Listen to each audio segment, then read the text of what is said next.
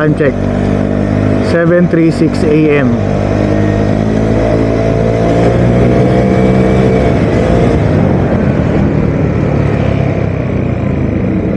Ang ganda ng sikat ng araw, oh. Araw ng Martes. Pupunta lang tayo sandali kay Airmats.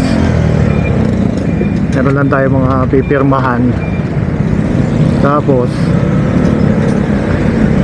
uwi na rin. Sama ko lang kayo. Pakita ko rin sa inyo yung ginawang process sa pagsiceramic coating ng ating Vespa. Napanood ko kasi yung video ni Mr. Soprano recently dun sa Vespa sa kalambreta niya, pina-ceramic niya. Eh nakakita ko dun sa video niya na 3 years ang parang validity nung ceramic. Yung bang after 3 years pwede ka na ulit magpa-ceramic. Nung nakuha natin tong unit na to, naka-ceramic na to, kasi nalagaan ko lang sa wax. Ayos naman, makintab pa naman, pero ganda ng resulta nung kay kay Mr. Soprano. Gayahin natin. Kaya kinontak din natin yung gumawa nun sa kanila, si Patrick pare, si Trix pare. Yun din ang gumawa kay Johnny doon sa kanyang ADV 150. Tapos si Marky Mark kaya yata ang nag-recommenda sa kanya. Tapos saka nakapanood ko rin yung kay Omar TV.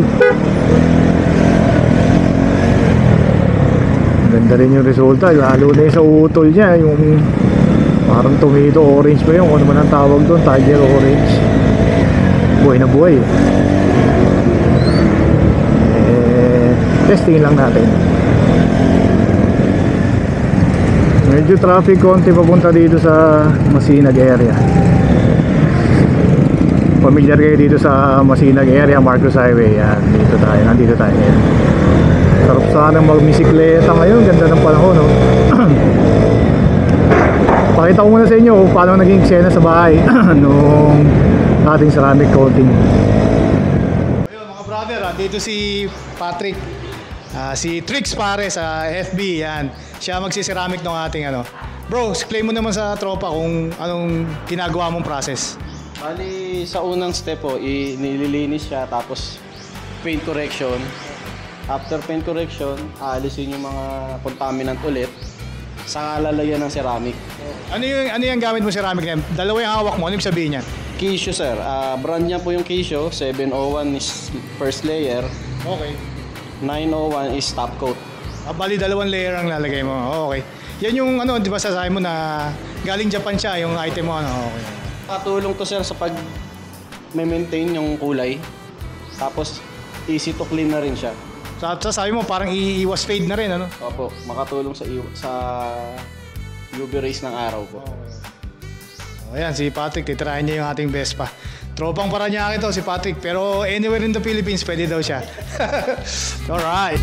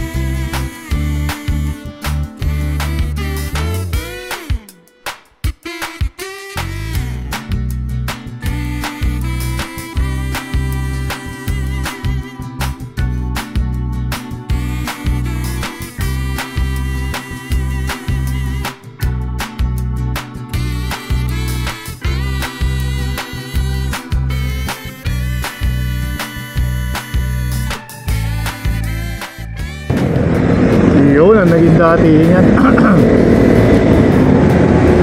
Galing Japan yung gamit niya na pang ceramic. Kinis. Lagaan lang natin sa punas-punas. Hindi naman natin pinambabarag ito. Hindi natin ginagamit sa putikan.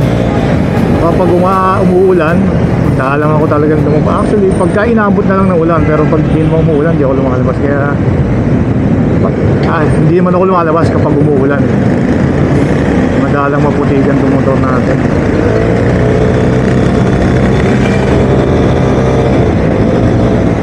Gusto nyo rin magpa-ceramic, kontakin nyo si Patrick Pare last name. Si Trix Pare. Lagay ko yung contact number niya dyan sa ating comment section. Pati kung magkano tayo siningin. Detalye ko lang. Luwag talaga, oh. Marencho kaya tayong marilaki. Bilis lang.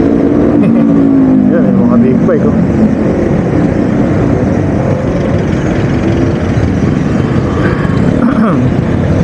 Hindi pa masyado nakapaso yung init, kaya sarap magmotor, mahagap eh, wala pang alas 8.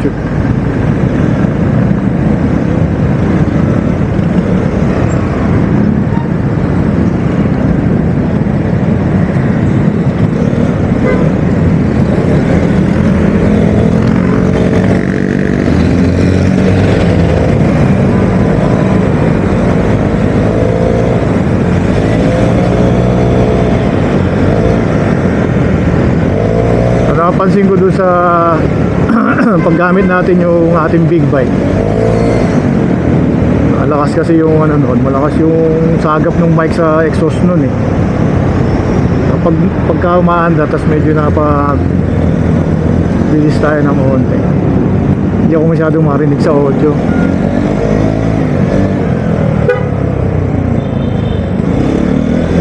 Kaya pagka magsasalita ako doon, after ko nung magbibirit,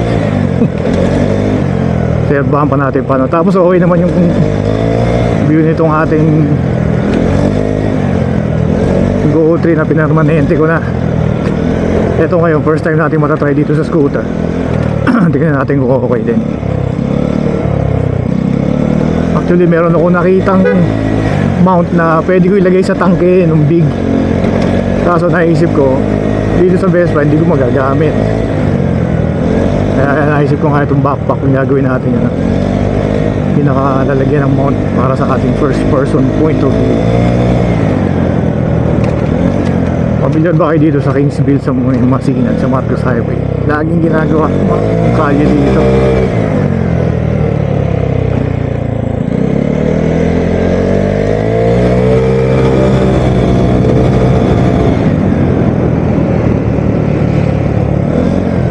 Babalik ko kayo kapag tayo'y pauwi na.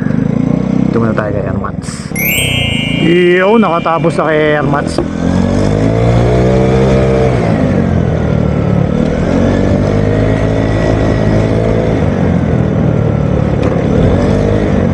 Habol tayo dito. Yun, kasi quick shoutout lang kay Sir Benjamin Quijero. Salamat sa panonood, sir. Shoutout kay Mr. Omar TV. Mukhang pabiyahe na si brother. Mukhang bukas ang dating eh. Nasa area na ngayon yan. Wala daw siyang gagawin after ng reunion nila eh, magmotor. Makakasama natin yan. Bahala na si Johnny mag-set ng ride. Basta ako, sasama lang ako. Kung saan nila gustong magpunta, kung ano gusto nilang gamitin. Sama lang me.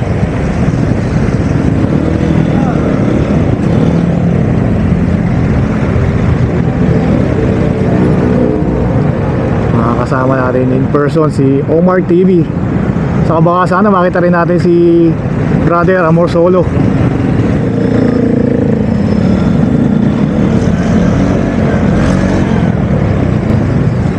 kung nakaabot kayo sa part ng video na to, maraming salamat po. Baka naman po nagustuhan nyo yung content natin eh, consider nyo mag-subscribe. Sayang din, libre lang po yan. Thank you for watching.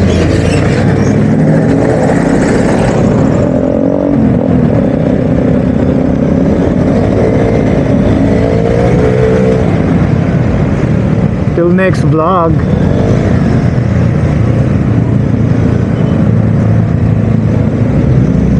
Bye-bye.